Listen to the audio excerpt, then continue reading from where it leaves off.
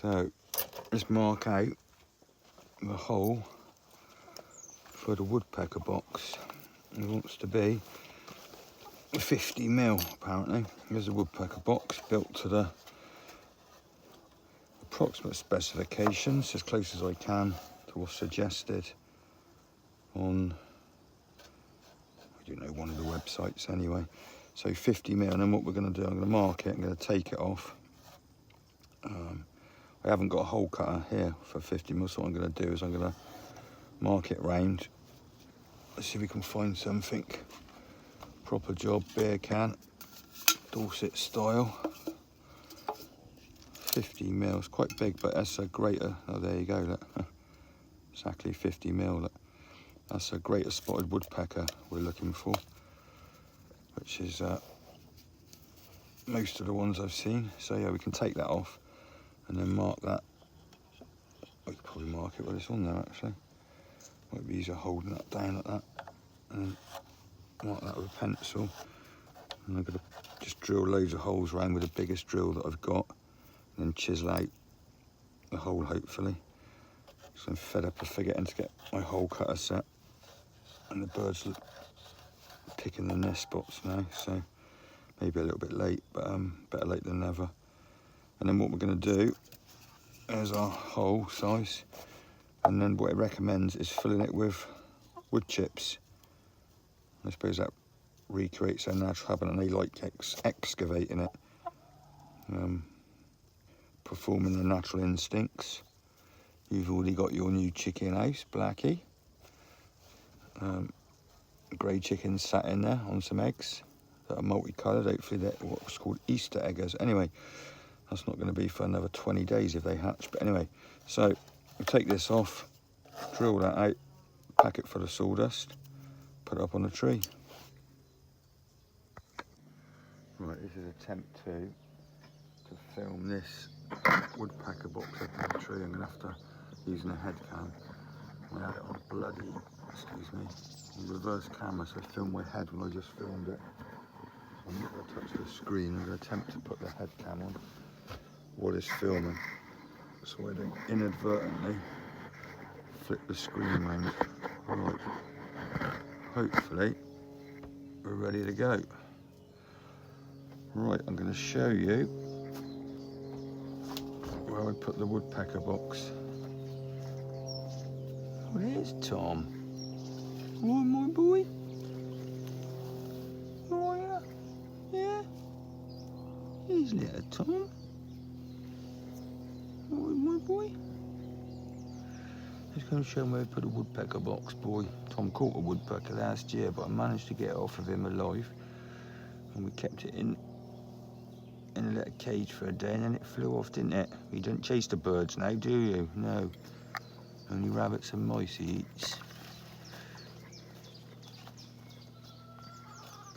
There's not really any other predators here, hopefully. Foxes stay away, so Tom's our only hope. Giving a little bit of balance to the universe, like a Jedi. And you, Tom, sitting there in the sun, right? Anyway, chickens are staying in today, because it's going out day today, down the shops. And I like to leave them in. We've got a lovely big run in now in the house. They come out nearly every single day anyway. But yeah, the foxes are around obviously, because it's as you can see in here, quite an uninhabited part of the world. So we like to keep the foxes in, chickens in, sorry. Right, let's go and find where I put the woodpecker box. Hopefully the head cam picks up my voice as well as the beautiful bird song. Sun's on the polytunnel, lovely now, doors open. That's all the failed grafts from last year. But if anybody does want to know ninja secrets, rather than trying to make your apple rootstock, I realised accidentally that if you cut the tops of your crab apple rootstock off and just stick them in the ground, they grow, nearly every single one, or in a pot. They seem to root incredibly well. So if you want to make new rootstock, just get crabapple cuttings and stick them in a pot. Right. Try to pick a nice, quiet corner of the woodland where I've heard the woodpecker many times down amongst these lovely giant ash trees covered in ivy, some of them. There's a robin up in the tree. One of the robins. Here's Tom come to find us. There's the beehive. Moved from just over there. Me and Phil moved that to there. And there's the new section of it. Oh, it's got a bee landing on it. We're hopefully going to move that top section over to there when they fill it up and make 2 hives. Yeah, right. Come on, Tom. Let's show them. Tom's off down there for the rabbits. This way, boy. Sitting in the sun. Right, anyway. There's a lovely big ash tree down there. Like 50 foot tall. It's one of the biggest ones. I've only been able to get up with my homemade ladder so far. All the bluebells. The archangel and the wild garlic all flowering. I don't know if the bees go on the wild garlic flowers. They like the archangel though, the yellow archangel. So hopefully the camera's still working. Put my hand over my eye and there it is. Filled with sawdust, like I said. One thing I've realised is when you've only got a short ladder, I always make them and then put another batten on to attach them to the tree. And rather than do it on the top, I've done it on the bottom of this one to give me some extra height. There's a beautiful big ash tree. Plenty of cover for the woodpecker to creep up and down. And I say I've heard them on this part of the wood many times, seen them loads of times, but hopefully, yeah, they'll like their new home.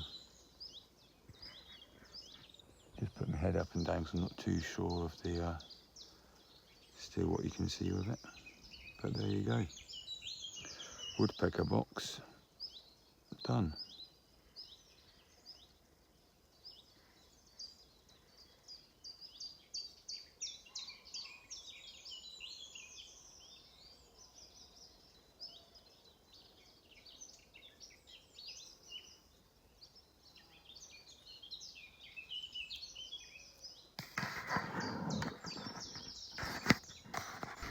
Right, I had to come down and film this bit without the head cam. So I just checked the footage, as you can see, and the shadow was on the tree and you couldn't actually see anything. The sun, I'm still sort of losing the light. It's hard to, sorry, the way the sun's coming across it, it's hard to see. I'll try and get her right underneath it in a minute. It's just very bright, the sunshine, it's on the... Let me see if I can adjust the light. Right, see the sunlight's just making the camera go. Hopefully you can see that. And a little bit of the sawdust in there. But there it is. Anyway, headcam's going to take a little bit of getting used to. I'm just going to edit this bit in, hopefully.